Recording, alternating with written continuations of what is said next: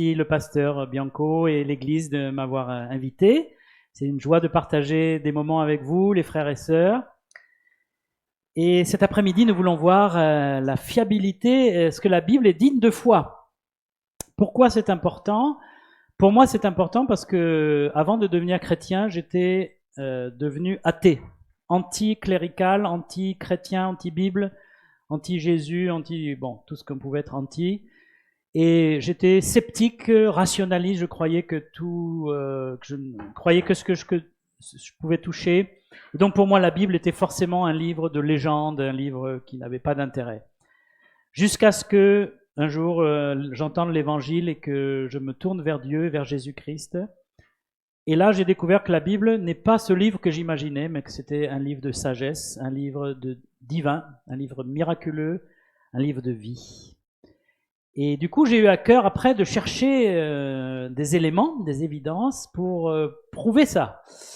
Parce que j'avais plein d'amis qui disaient « Mais non, t'es tombé dans une secte, t'as rien compris. » Donc j'ai dû chercher, et c'est le fruit de mes années de recherche. Alors pourquoi on peut poser cette question? Parce que la Bible, c'est un livre très ancien quand même. Moïse, il a écrit environ 1500 ans avant Jésus-Christ. Donc ça fait du chemin. C'est un livre qui a plusieurs auteurs. Il y a Moïse, il y a David, il y a Paul, il y a Matthieu, Marc, Luc et Jean. Et puis, c'était au Moyen-Orient là-bas. Moyen-Orient, c'est beaucoup la parole. Est-ce que finalement, ça a commencé avec la parole et puis après, ça a été déformé? Avec les siècles, ça a été déformé. Est-ce que les Juifs n'ont pas déformé la Bible? Est-ce que les catholiques, les papes, n'ont-ils pas changé la Bible? Il y a vraiment beaucoup de questions à se poser. Est-ce qu'on peut vraiment faire confiance à la Bible? Est-ce que ça n'a pas été modifié 1000 fois, 10 000 fois? Alors la Bible est un livre qui est souvent attaqué. Si tu veux faire le... Quand je me pointe mon doigt, c'est qu'il faut avancer. Comme ça. C'est l'autre côté. Voilà. La Bible est attaquée de l'extérieur et de l'intérieur. De l'extérieur, d'abord, il y a les athées, par exemple, qui disent que la Bible, c'est que des légendes. C'est une invention des Juifs, une invention des chrétiens. Et puis de l'intérieur, vous avez des catholiques et des protestants qui disent « Oui, la Bible, c'est pas inspiré, les miracles, il faut pas les prendre au mot. » Donc il y a des propres gens qui s'appellent chrétiens qui disent que la Bible n'est pas digne de foi, parce qu'il y a plein de légendes. Et puis il y a aussi l'islam, notamment l'islam salafiste, qui, depuis des années qu'ils arrivent au pouvoir, ils prennent le pas sur tous les autres islams, ils attaquent beaucoup la Bible. Ils disent non, la Bible a été falsifiée. Le Coran ne dit pas ça du tout. Mais les salafistes le promeuvent beaucoup. Ça a été falsifié, donc il ne faut pas lire la Bible. Pourquoi ils disent ça? C'est parce que dans le Coran, il est question de la Torah et des évangiles, qui sont les livres venus de Dieu. La Torah a été donnée à Moïse, les évangiles ont été donnés à Jésus. C'est pas tout à fait exact parce que c'est pas Jésus qui a écrit les évangiles, mais bon. Et ils disent ensuite, il y a eu Mahomet avec la troisième et dernière, bien sûr, révélation, le Coran. Donc ils disent que les deux premières viennent de Dieu, du même Dieu, et que c'est la parole de Dieu. Donc un musulman devrait pouvoir lire la Bible sans crainte, mais on lui dit surtout pas, ne lis pas la Bible, parce que ça a été falsifié. Bon, c'est bien de dire ça, mais il faut le prouver que ça a été falsifié. Et donc on va voir tout au long de cette étude que ça n'a pas été falsifié. Alors on va commencer. Comment... non? Voilà, c'est ça. Et il y a les historiens, quand ils étudient un livre antique, de l'Antiquité, ils ont 3 tests pour déterminer si ce livre est fiable ou pas. Le premier test, c'est le test des manuscrits. Est-ce qu'il y a des copies? Combien il y a de copies? Est-ce que ces copies sont anciennes, sont nouvelles, sont nombreuses et pas? Le deuxième test, c'est la cohérence interne. Est-ce que le livre lui-même se contredit ou au contraire, il a une unité? Troisième test, les évidences externes. Est-ce qu'il y a des preuves en dehors du texte, du livre, qui prouvent que ce livre dit vrai? Par exemple, l'archéologie, l'histoire, est-ce que ça prouve? Donc si on l'applique à la Bible, est-ce qu'il y a des manuscrits qu'on a retrouvés de la Bible? Est-ce que la Bible se contredit elle-même? Et est-ce qu'il y a des preuves en dehors de la Bible que la Bible raconte des choses vraies? On va faire les trois. Premier, le test des manuscrits, donc. Comment la Bible a été transmise? Est-ce qu'elle a été modifiée? Donc ça, c'est notre grande question. Est-ce qu'avec tous les siècles et tout ça, il n'y a pas des gens qui sont venus modifier au fur et à mesure, comme ça les arrangeait?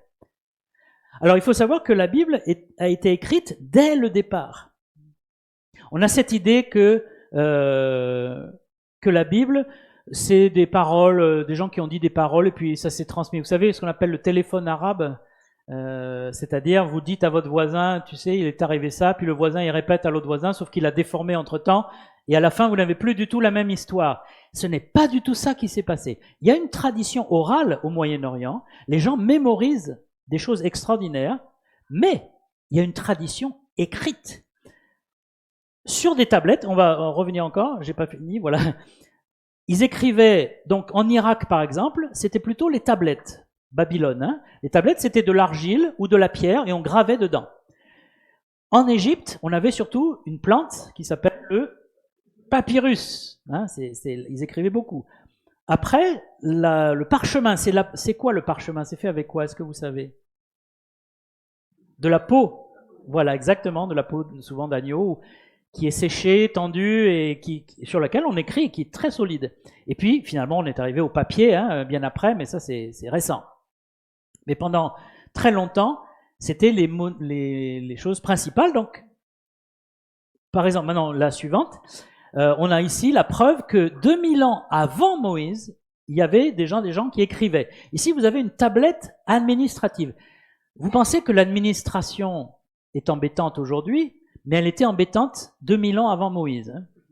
L'administration a toujours été là pour nous empoisonner la vie. Non, je plaisante, mais il y a toujours eu des administrations là où il y avait des grandes villes. Et donc là, c'est du cunéiforme, c'est l'ancêtre vraiment de la civilisation. C'est la plus ancienne écriture avec des formes géométriques.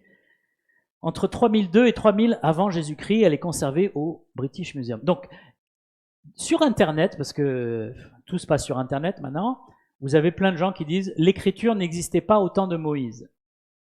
Donc Moïse n'a pas pu écrire la Torah et les 5 premiers livres. Donc l'écriture existait 2000 ans avant Moïse. On a la preuve.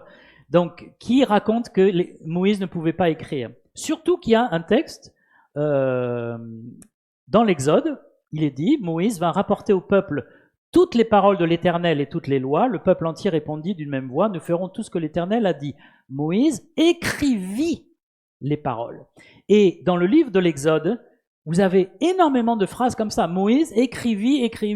Moïse, il écrivait beaucoup. Pourquoi? Parce qu'il voulait que tout soit écrit. Pourquoi est-ce qu'on veut que ça reste écrit? Parce que les écrits restent. Les paroles s'envolent. Vous connaissez hein, le dicton. Et surtout, les paroles, vous pouvez les déformer. Mais les écrits, normalement, c'est là. Dis exactement ce qui est écrit. C'est pour ça que Dieu a voulu dès le départ que ce soit écrit, notamment avec Moïse. Mais il y a une question qui vient. La Genèse. C'est Moïse qui a écrit le premier livre de la Bible qui s'appelle la Genèse. Or, la Genèse, c'est ce qui se passe avant Moïse. Donc comment il a pu écrire une histoire qui était avant lui? Qu'est-ce qu'il en savait de ce qui s'est passé avant lui? Alors, ce qui est intéressant, c'est que le livre de la Genèse est un livre extraordinaire. On ne dirait pas comme ça, si, mais c'est qu'il y a un mot qui revient tout au long du livre de la Genèse. C'est la suivante, le mot hébreu tolédot. Tolédot, ça veut dire généalogie, génération, postérité. Et en fait, il se retrouve, regardez, tout au long du livre de la Genèse. On a tolédot des cieux et de la terre, les origines des cieux, ensuite les origines d'Adam, la généalogie de Noé, des fils de Sem, d'Abraham, d'Ésaü et finalement de Jacob. Et on finit le livre de la Genèse avec Joseph, fils de Jacob. En fait, le livre de la Genèse, c'est un livre de généalogie. Comment ça se faisait les généalogies dans le Moyen-Orient? C'est que vous écriviez je suis fils d'un tel, marié à un tel, fils d'un tel, et il est né en telle année, il est mort en telle année. C'était ça les généalogies. C'était en fait notre état civil aujourd'hui.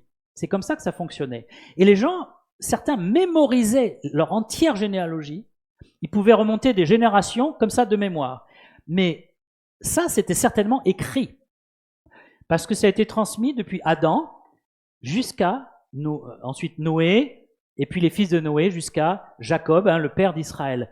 Et en fait, il n'y a pas tant de personnes comme ça parce que Adam a vécu très très vieux, Noé a vécu très très vieux, ce qui fait que ça n'a pas été transmis à 25 générations, c'est passé entre les mains de 6 ou 7 personnes pour arriver à Jacob. Et Jacob, c'est un ancêtre de Moïse. Donc, Moïse, il a récupéré ce livre en fait de généalogie, ou ces généalogies, et peut-être que c'est lui qui les a mises en forme, probablement, on ne sait pas exactement. Mais les généalogies étaient déjà là, dans les familles. Et lui, il n'a plus qu'à demander, mais dis-moi, raconte-moi la généalogie, ou dis-moi la généalogie, et il avait tous les éléments précis. C'est comme ça qu'il a pu écrire la Genèse avec précision. Même l'origine des cieux et de la terre, là, il fallait le Saint-Esprit, puisqu'il n'y avait pas d'homme quand Dieu a créé le ciel et la terre. Adam n'était pas encore créé, donc là, il fallait bien sûr que Dieu lui explique ce qu'il a fait. Ensuite, on est toujours dans le test des manuscrits. Est-ce qu'il y a des manuscrits anciens de la Bible ? Prenons les autres livres que la Bible, les livres de l'Antiquité, donc par exemple Hérodote, c'était un historien, Aristote, le philosophe, César, l'empereur, Pline, l'historien, Tacite, l'historien. On a retrouvé des manuscrits de leurs écrits qui sont très connus, qu'on étudie à l'école et dans les grandes écoles. Par exemple, si on prend l'histoire de César, il a écrit en 70 de notre ère. La copie la plus ancienne qu'on ait, elle date de 900 de notre ère. Donc ça fait combien entre les deux? Entre l'original et la copie, ça fait 830 ans. Entre l'original et la copie, c'est beaucoup 830 ans, ça fait 8 siècles. Combien on a retrouvé de copies de l'histoire de César? 10, pas énorme. Vous remarquez, il n'y a pas beaucoup de copies. Et en plus, il y a souvent un écart, 1000 ans, 700 ans, 1450 ans. Pourtant, personne ne nie que ces livres sont authentiques. Il n'y a personne qui dit l'histoire d'Hérodote c'est faux, c'est une légende. Non, tout le monde le prend comme un historien. César, Pline, tout ça, ils sont pris vraiment, on les étudie, personne ne le met en doute. Maintenant, prenons la Bible, la suivante. L'Ancien Testament, écrit entre moins 1500 avec Moïse, moins 400 pour Malachie, le dernier prophète. On a retrouvé 10 000 copies de l'Ancien Testament. C'est beaucoup, beaucoup, comparé aux 5, 6 des autres. Les manuscrits de la mer morte datent de 250 avant Jésus-Christ, ils contiennent tout l'Ancien Testament. C'est très proche, déjà de Malachie, 250, 400, et bon, après c'est plus loin que Moïse évidemment, mais ça reste inférieur à 1000 ans entre l'original et la plus ancienne copie qu'on ait de 250. Le Nouveau Testament, alors c'est encore mieux, il est écrit entre 40 et 100 de notre ère, voilà, Matthieu ou Marc, et puis Jean, qui a écrit l'Apocalypse autour de l'encens. On a 24 000 copies. Il n'y a aucun livre de l'Antiquité qui a autant de copies. C'est des copies, ça c'est juste dans tout, c'est en latin et en grec. Le plus ancien qu'on ait, je vous le montrerai tout à l'heure, date de 125 de notre ère. Donc entre 40 et 100, si on fait la moyenne, 70, et 125, voilà, on n'est pas très loin de l'original pour la plus ancienne copie. On n'est pas à 700 ans ou 800 ans après, on est très proche. Donc si on fait la comparaison, déjà la Bible est au-dessus de tous les textes de l'Antiquité au niveau du nombre de copies et du rapprochement entre l'original et la copie. Mais je dois vous le dire, on n'a aucun original de la Bible, aucun. C'est-à-dire on n'a pas l'évangile de Matthieu écrit par Matthieu. Mais on n'a aucun original d'aucun texte de l'Antiquité. Parce que ça ne tient pas le temps. Même les pierres, ça s'use ou ça s'enterre, ça disparaît dans les guerres. Le papyrus, c'est le plus fragile.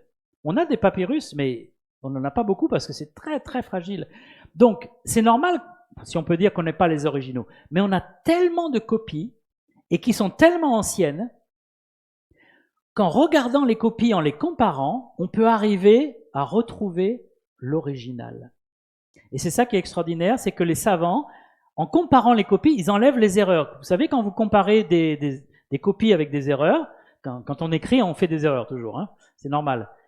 Eh bien, vous arrivez à enlever les erreurs et vous arrivez à un texte pur, original, très proche de celui qui a été écrit par Matthieu, Marc, Luc ou Jean. Suivante. Bien sûr, une grande découverte du XXe siècle, c'est les manuscrits de la mer Morte. Ça a tout changé. Ça a été trouvé à Qumran. J'étais là, près de ces grottes en Israël, près de la mer Morte. C'est un lieu totalement désertique. Et c'est une secte juive qui a caché dans des jarres des manuscrits de tout l'Ancien Testament, en hébreu. Et ça a été retrouvé en 1947 par un jeune bédouin qui cherchait sa chèvre perdue dans une grotte. Ça a mis des années à tout recoller parce que c'était comme des confettis. C'était horrible. C'était par le temps, c'était détruit, déchiré. Donc il fallait tout recoller. Je vous dis pas le travail. Il y a eu des dizaines de personnes qui se sont vraiment, j'admire moi les gens qui font ces genres de trucs fastidieux.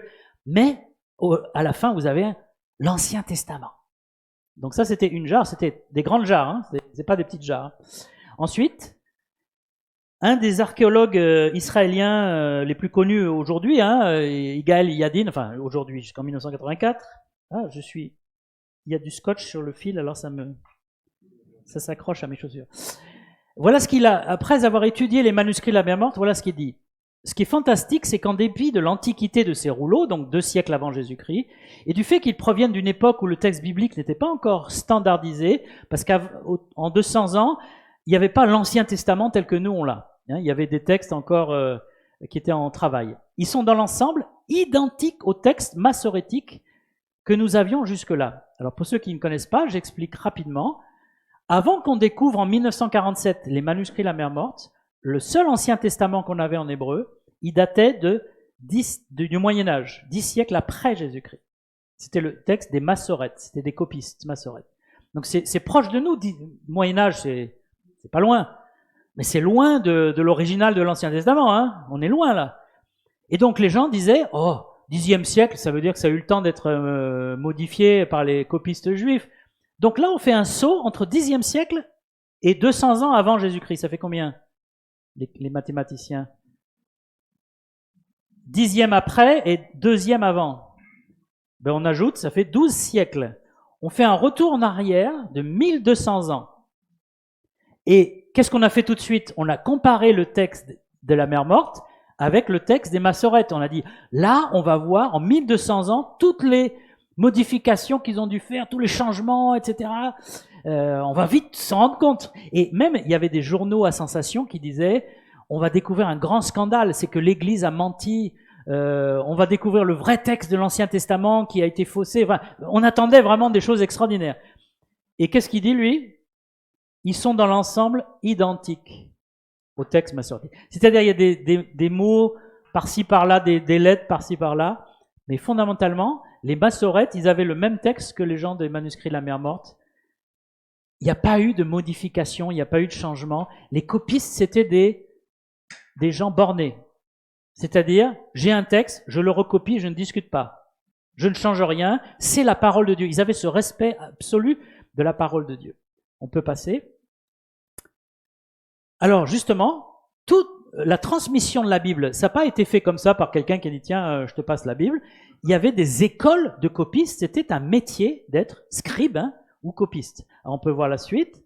On a recensé donc le professeur américain Gleason Archer, qui était un spécialiste des manuscrits de la Bible. Pour l'Ancien Testament, il a recensé au moins 5 écoles, vous voyez avec les dates, avant Jésus-Christ, etc., après Jésus-Christ, les Massorètes.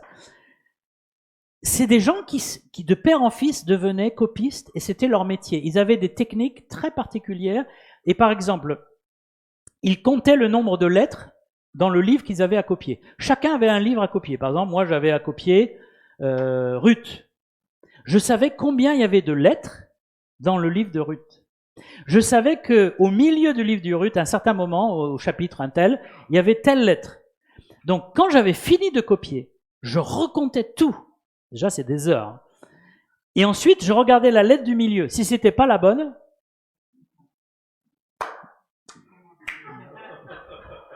parce que là, pour trouver l'erreur, c'est impossible.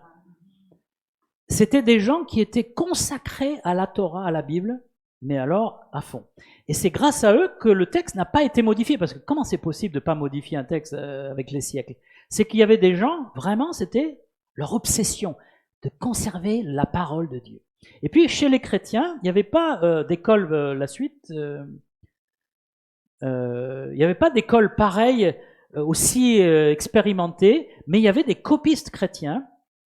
Notamment, on va en parler à la bibliothèque d'Alexandrie. Mais par exemple, on a retrouvé le plus ancien extrait du Nouveau Testament, c'est un extrait de Jean 18 sur ce papyrus. Alors le papyrus, il est grand comme ça, hein, en réalité.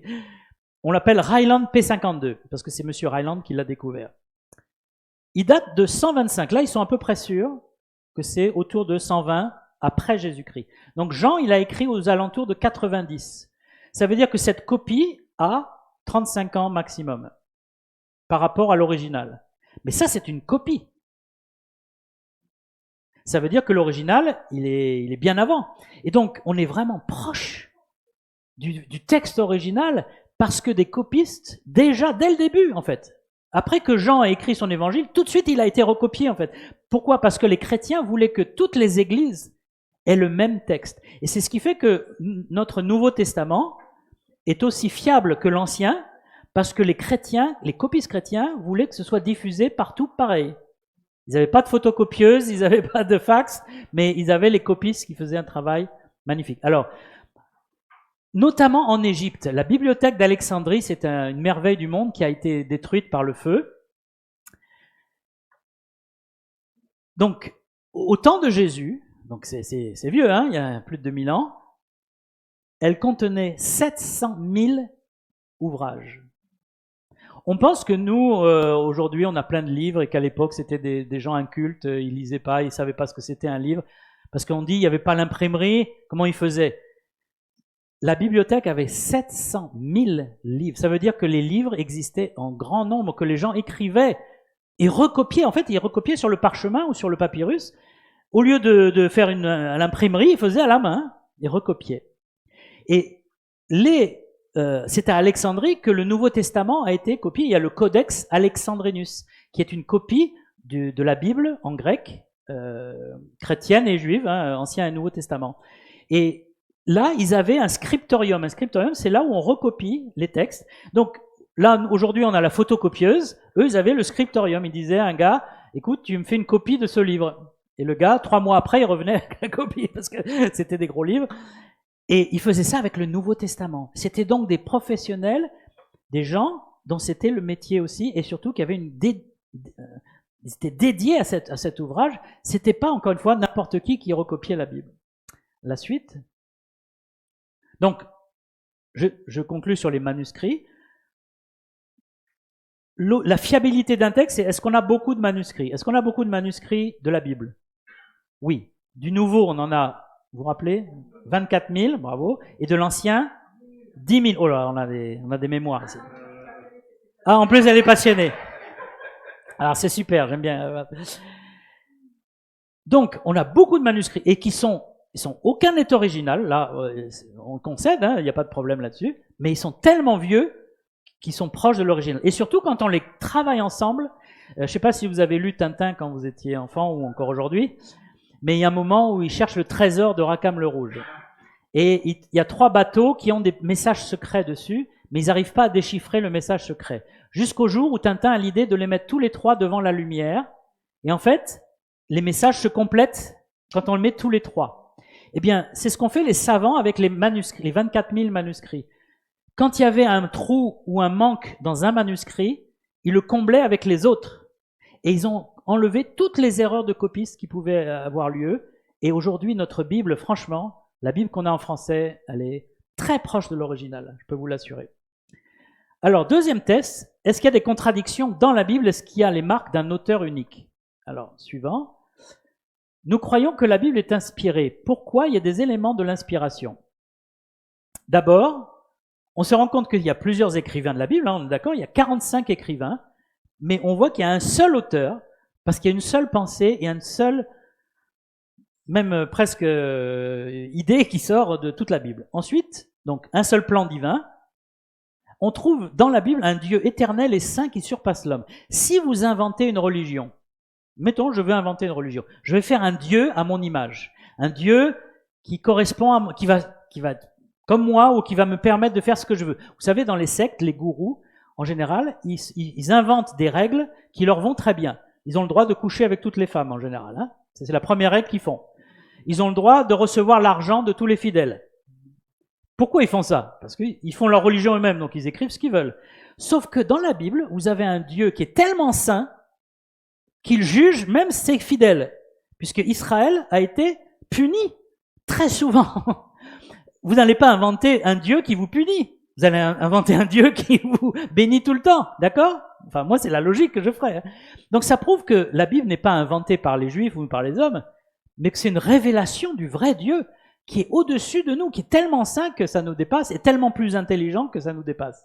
Et puis, surtout dans la Bible, il y a des prophéties. Dans le Coran, il n'y a pas de prophétie, par exemple. Hein. Pas de prophétie. Il n'y a que les prophètes de la Bible qui annoncent le futur. Et chaque fois, ça s'est accompli d'une façon très précise.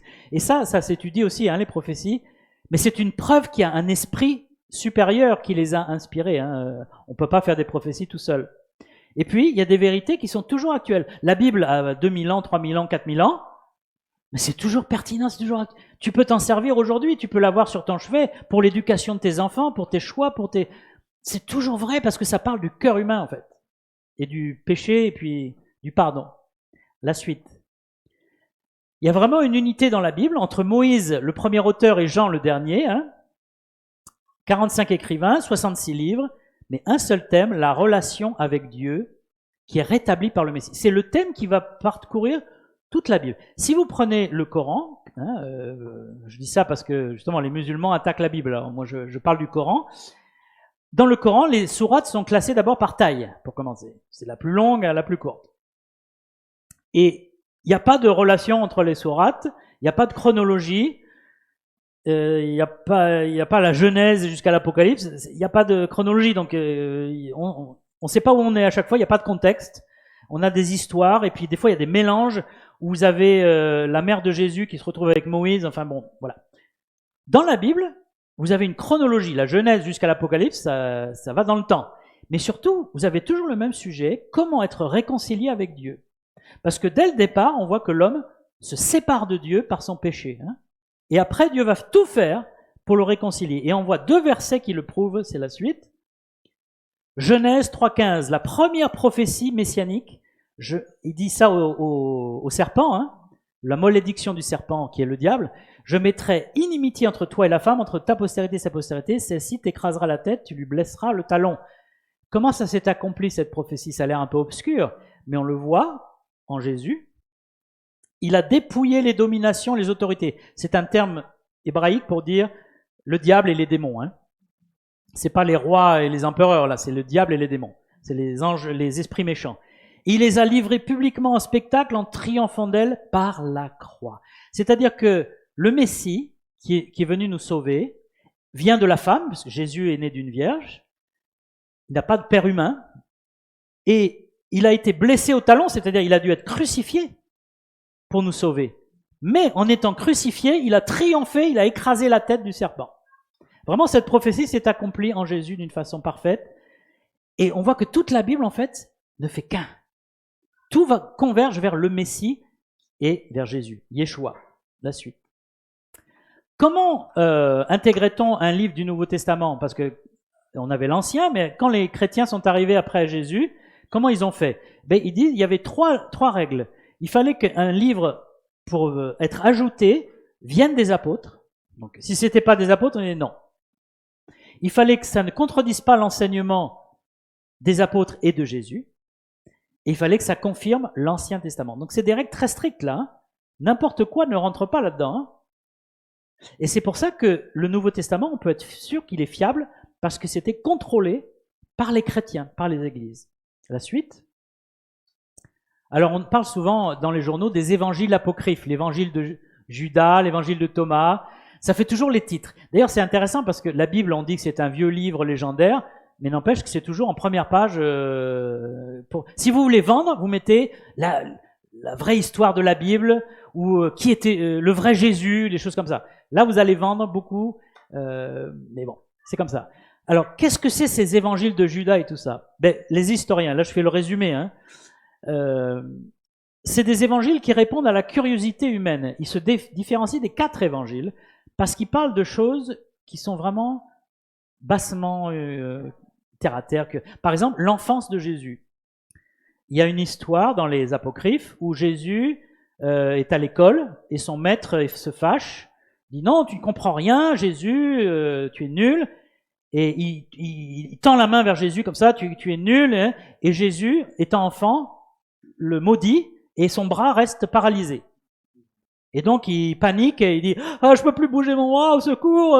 Et Jésus le laisse comme ça. Donc déjà, c'est pas du tout le caractère de Jésus. C'est l'enfant capricieux, je sais pas, enfin, qu'est-ce que c'est que cette histoire? C'est pas du tout le Jésus de la Bible. Et puis finalement, il va falloir qu'on plaide pour qu'il guérisse le pauvre professeur. Voilà. Donc, c'est des histoires humaines. Ça sent bien que c'est pas Dieu là. Et puis, ils viennent tous quasiment d'Égypte. On les a retrouvés à Nag Hammadi, dans le désert égyptien. C'est des sectes chrétiennes gnostiques. Les gnostiques, c'était des gens qui croyaient qu'on pouvait communiquer avec Dieu à travers des anges. C'est pour ça que dans l'Épître aux Colossiens, il dit « Ne vous laissez pas aller au culte des anges », c'est à cause de ces gnostiques. Et ils ont inventé des évangiles qui allaient avec leurs idées sectaires. Ils sont plus tard que les 4 autres. Par exemple, dans un des évangiles apocryphes, il parle de Mère de Dieu pour dire Marie. Or, le titre Mère de Dieu pour la Vierge n'est apparu qu'au 5e siècle. Avant ça, personne ne l'appelle Mère de Dieu. C'est lors d'un concile sur la divinité de Christ. Donc, si il parle de Mère de Dieu, ça veut dire qu'ils sont après le 5e siècle. Donc, alors que les 4 évangiles que nous avons dans nos Bibles, c'est le 1er siècle. Hein. Ils contiennent des notions contraires au Nouveau Testament. Par exemple, dans l'évangile de Thomas, il y a des choses qui sont intéressantes, hein, mais il y a aussi cette idée que pour être sauvé, il faut devenir un homme. Si vous êtes une femme, vous ne pouvez pas être sauvé. Vous devez devenir un homme. Alors peut-être on peut commencer à enseigner ça à l'église, je ne sais pas. Voilà, ça va arranger l'état. Ça va simplifier. Mais nous, ça nous choque aujourd'hui. On dit, mais c'est pas possible. Mais chez les gnostiques, c'était tout à fait normal. Les femmes étaient considérées comme inférieures. Donc, on voit bien que ça contredit le Nouveau Testament, met les femmes à égalité, hein, sauf dans la prédication, mais pour le reste, elles ont le même salut, le même accès à Dieu. Et puis, ils sont pseudépigraphes. Alors là, c'est un mot que vous pouvez utiliser dans vos dîners avec les amis pour les impressionner. Hein. Pseudépigraphe, pseudo, ça veut dire faire semblant, hein, pseudo, on connaît, et graphie, c'est écrire. Donc en fait, c'est un livre qui fait croire qu'il vient d'un auteur connu. Par exemple, vous avez l'évangile de Pierre. Pierre n'a pas écrit lui-même un évangile. Vous avez l'Apocalypse de Luc. Luc n'a pas écrit d'Apocalypse. Donc c'est quelqu'un qui se fait passer pour un apôtre pour être accepté en fait. Mais les historiens ont prouvé qu'il ne pouvait pas être un apôtre parce que c'est écrit au IIIe siècle. Donc au IIIe siècle, les apôtres, ils étaient morts depuis longtemps. Donc c'est pour ça que c'est pseudépigraphe. Ça, par exemple, c'est tiré de l'encyclopédie Britannica. C'est pas moi qui ai inventé cette phrase. Hein. C'est les historiens. Voilà. Est-ce que la Bible parle du Coran? Eh bien, indirectement, oui, puisque Paul dit « Quand un ange du ciel annoncerait un autre évangile que celui que nous avons prêché, qui soit anathème, qui soit maudit », le Saint-Esprit avait préparé l'idée qu'un jour, un ange dirait à un homme « Je vais t'annoncer un autre évangile ». C'est l'ange Gabriel qui est allé parler à Mahomet dans une grotte, tout seul, et qui lui a révélé le Coran. Et Mahomet est sorti de la grotte, il a dit « Voilà, j'ai vu un ange, il m'a révélé le Coran, la parole d'Allah. » Et ce Coran contredit l'évangile. Donc Paul avait dit aux Galates, hein, même si un ange vous annonçait un autre évangile, ne le croyez pas, vous serez maudits. Et Mahomet, malheureusement, n'a pas suivi cet ordre du Seigneur. Donc le Coran ne peut pas aller avec la Bible, c'est pas possible, ça ne marche pas ensemble. Mais il y a l'évangile de Barnabé, ça c'est les musulmans qui parlent de l'évangile de Barnabé, parce que c'est un évangile d'un certain Barnabas, ou Barnabé. Vous connaissez, si vous connaissez la Bible, hein, il y a Paul et Barnabas. Alors, est-ce que c'est l'évangile que Barnabas a écrit? Parce que dans cet évangile de Barnabé, là c'est un exemplaire, vous avez vu, c'est un peu bizarre, hein, tout noir, il dit que Mahomet est le prophète d'Allah et que Allah est le vrai Dieu. Donc ils disent, les musulmans disent, vous voyez, le vrai évangile c'est celui-là, c'est pas les 4 évangiles que vous avez, c'est celui-là le vrai, c'est Barnabé qui l'a écrit. Qu'est-ce que les historiens ont trouvé sur cet évangile? Ils ont trouvé qu'on a 2 manuscrits dans le monde, dont celui-là, du 16e et 18e siècle. On est très loin des évangiles et de Barnabas. Ensuite, il parle de Mohammed comme le dernier messager de Dieu et il dit la shahada, la confession de foi musulmane. Les musulmans ont commencé, Mahomet c'est 630, hein. Donc c'est forcément écrit après 630. Donc c'était pas Barnabas qui a écrit ça. Ensuite, ça contredit les évangiles à plusieurs reprises et ça contredit même le Coran. Il faut le faire. C'est un livre musulman en réalité, mais qui contredit le Coran sur plusieurs points. Et ça contredit l'histoire elle-même. Donc l'évangile de Barnabé n'est pas du tout le vrai évangile caché ou qu'on n'aurait pas voulu qu'on connaisse. C'est un texte écrit par un musulman qui a voulu convertir les chrétiens. En fait, il a voulu faire croire aux chrétiens que Barnabas était musulman. Mais l'islam n'existait pas au temps de Barnabas. Une autre chose qu'on retrouve souvent, c'est que l'empereur romain Constantin, au concile de Nicée, a inventé la Trinité et a fixé la Bible, les 4 évangiles. Et il a enlevé tous les autres évangiles. Donc, si vous vous intéressez à ces questions, sur Internet, vous allez trouver souvent cette réflexion. C'est Constantin qui a fait le christianisme au IVe siècle en décidant quels évangiles seraient dans la Bible et les évangiles apocryphes, il les a rejetés. Et puis, il a inventé la Trinité. Donc, c'est absolument faux. Constantin était un empereur qui s'est soi-disant converti et il a réuni le concile de Nicée, c'est vrai. Mais il ne s'est jamais occupé des Écritures. Il n'a jamais décidé qu'un évangile était canonique ou pas.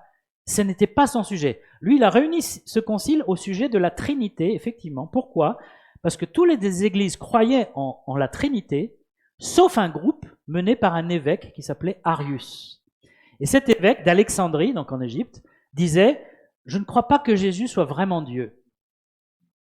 Et donc, il a semé un tel doute, ça fait un tel bruit dans l'église, que Constantin a dit « Il y a du bazar, là, il y a de la division, c'est pas normal, il faut qu'on résolve cette question ». Il a fait venir tous les évêques et les théologiens, dont Arius, et les a réunis dans un concile à Nicée. Et ils ont débattu. Et c'est l'adversaire de Arius qui a gagné le débat, donc la Trinité est restée, mais la Trinité, tout le monde y croyait depuis longtemps, depuis le début. Bon.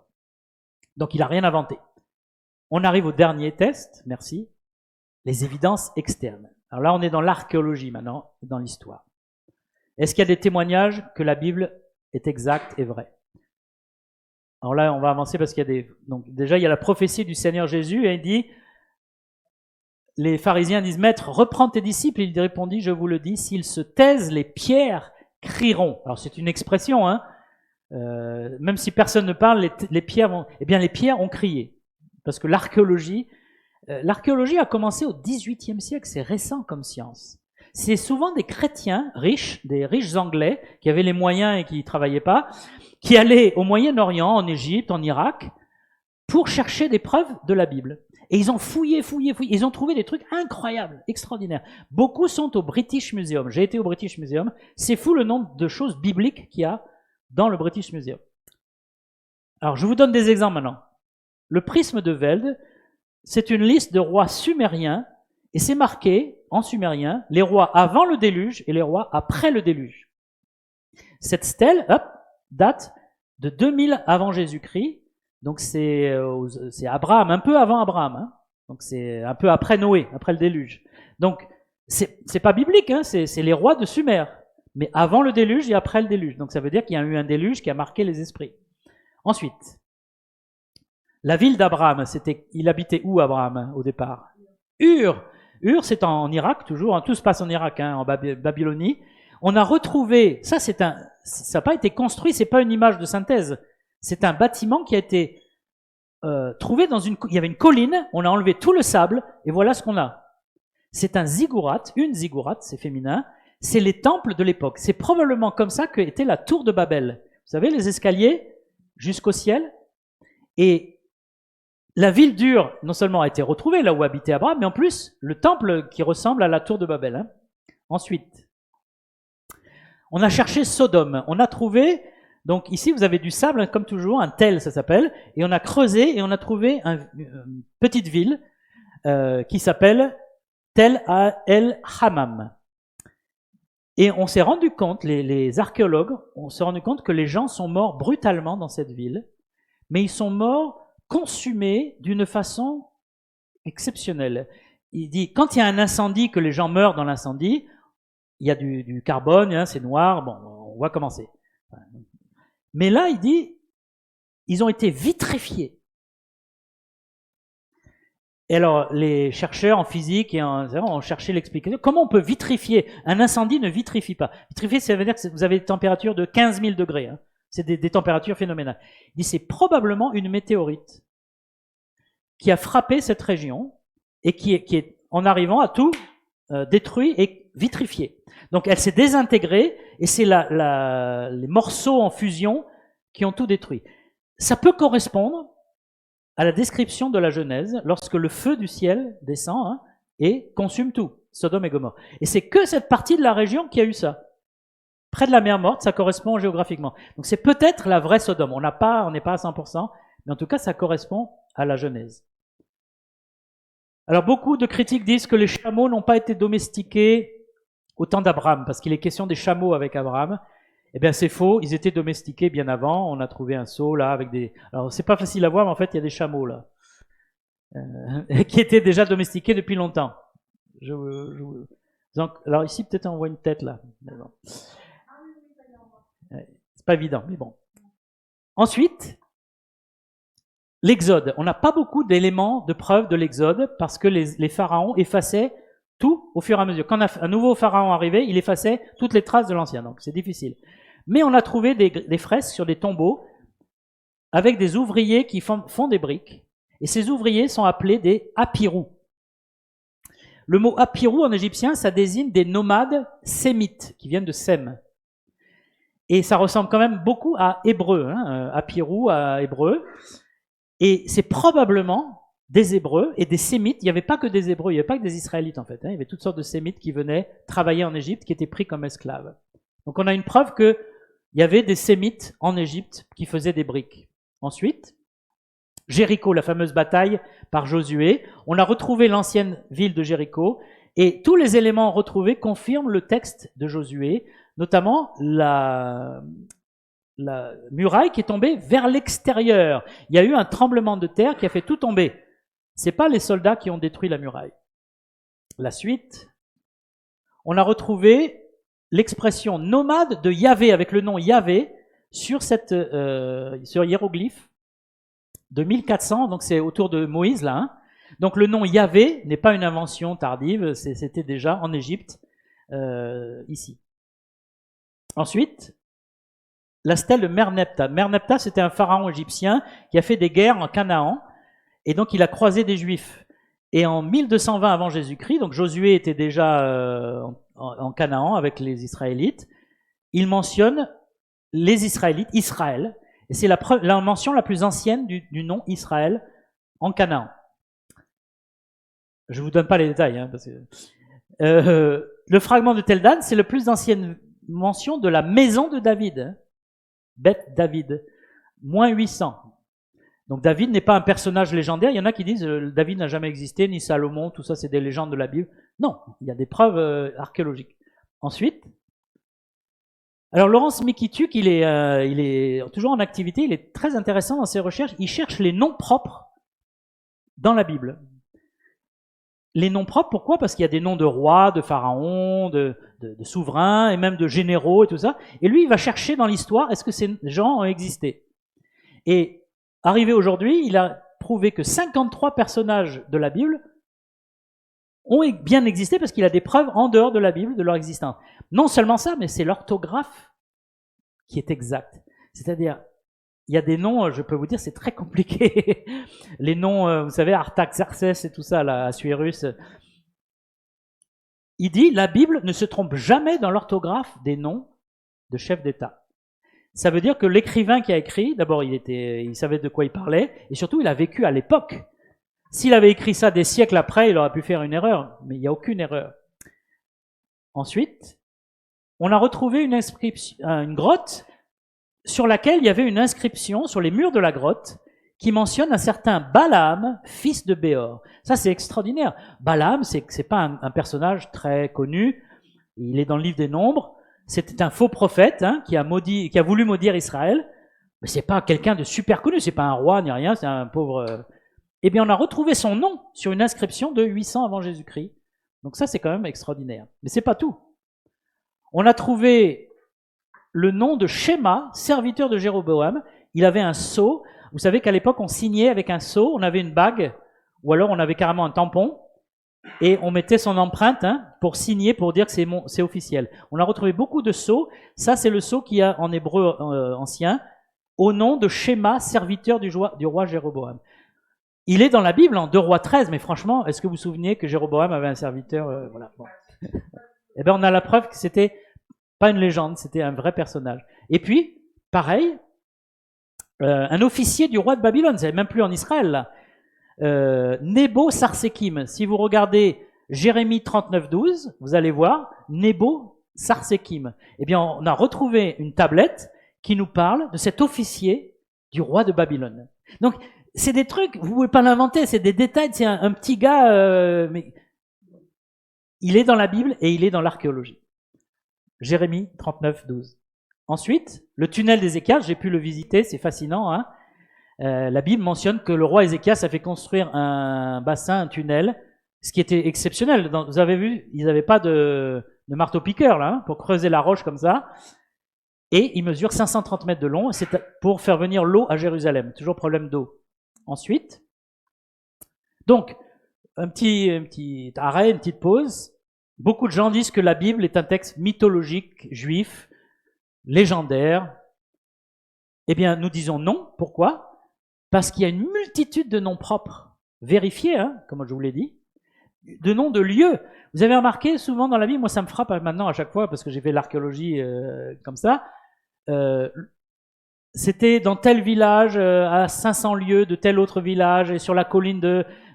Tous les détails qui sont donnés, géographiques.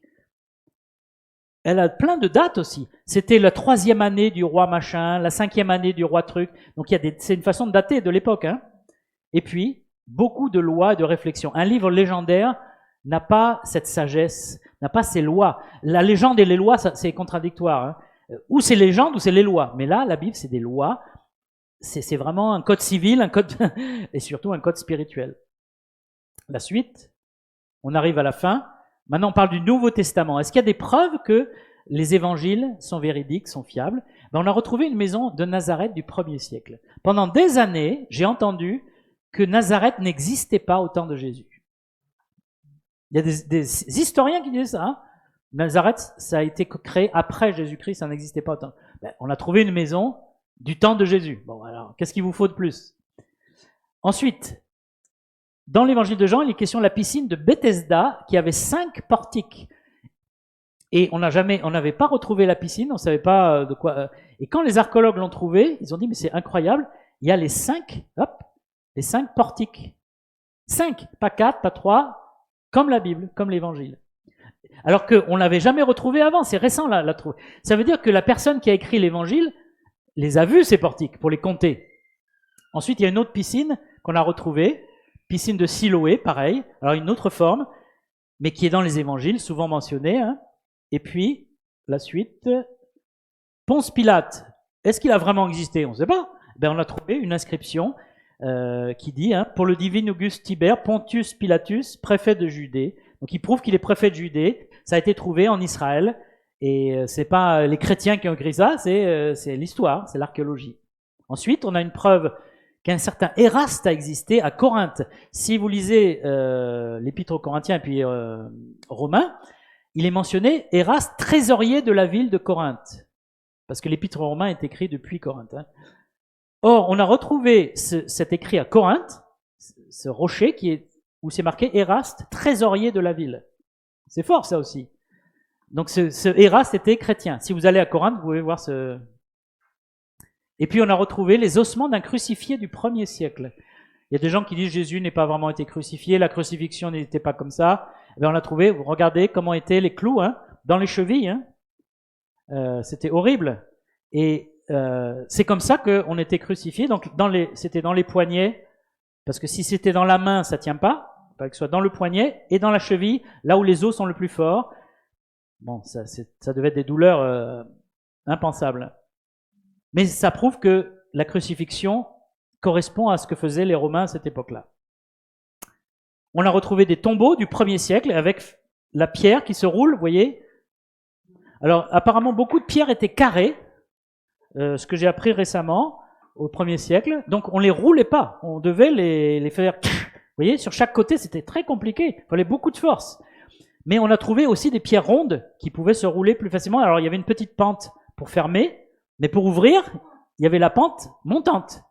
Imaginez Jésus qui essaye d'ouvrir c'est impossible, ça pèse 2 tonnes, hein, 1,5 tonne, une pierre comme ça. Donc il y a eu vraiment la résurrection, c'est un miracle extraordinaire. Et je pense que c'est tout. Voilà. Ma conclusion, c'est que la Bible a répondu aux 3 tests. Les manuscrits, l'interne, l'unité de la Bible est extraordinaire, bien qu'elle soit constituée de 66 livres. Et puis, les évidences externes, l'archéologie, sans arrêt, en Israël, ils font des découvertes tous les 4 matins. Hein. Ils cherchent beaucoup sur l'Ancien Testament et même sur le Nouveau Testament. Moi, j'ai vu des choses, j'ai vu le Silo, le temple où était Samuel, quand j'étais en Israël. J'étais au Mont Ébal, j'ai vu l'autel de malédiction au Mont Ébal, hein, Mont Ébal et Garizim, pour ceux qui connaissent, avec Josué. J'ai vu là où probablement vivait Caïphe, le sacrificateur qui a condamné Jésus. Donc c'est en sous-sol, hein, sous Jérusalem. Tout ça, vous marchez dessus, vous y êtes, c'est exactement ce que la Bible dit. Et c'est pour ça que je peux dire personnellement qu'elle est fiable. Bien sûr, il y a une question de foi. Si vous n'avez pas la foi, je peux vous faire tout ce que vous voulez, vous n'aurez pas la foi. Il y a aussi un moment où on a des évidences et puis on dit, je veux croire maintenant, je veux venir à Dieu. Voilà. On ne peut pas prouver que la Bible est vraie à 100%, ça ne sert à rien. Il faut qu'à un moment, la personne dise « Je veux connaître ce Dieu dont vous me parlez, je veux connaître ce Sauveur Jésus, ce Messie promis, et je veux moi-même aussi le suivre. » Est-ce que vous avez des questions? Des choses qui, pardon, n'ont pas été claires ou des questions auxquelles je n'ai pas répondu peut-être?